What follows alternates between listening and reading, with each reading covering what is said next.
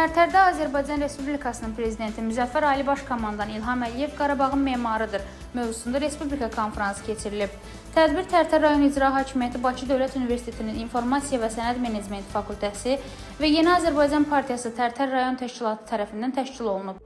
İştirakçılar əvvəlcə Ulu Öndər Heydər Əliyevin abidəsini ziyarət ediblər. Sonra tədbir Tərtər rayon İcra Hakimiyyətinin iclas zalında davam edib.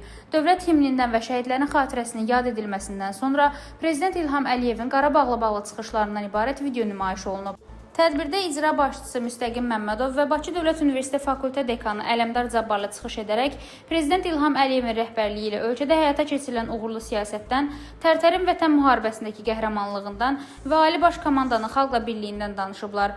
Çıxışlarda qeyd olunub ki, müharibə dövründə Tərtərə 16 mindən çox mərmi və 21 raket atılıb, 16 mülki şəxs həlak olub, 63 nəfər yaralanıb. Rayonun 46 hərbi qulluqçusu şəhid, 57-si yaralanıb, 1554 nəfər isə veteran kimi qeydiyyata alınıb. Konfransda həmçinin Dosent Knyaz Aslan, Dosent Rasim Süleymanov, Eldar Əsədov və Svetlana Bağırova məruzələrlə çıxış ediblər.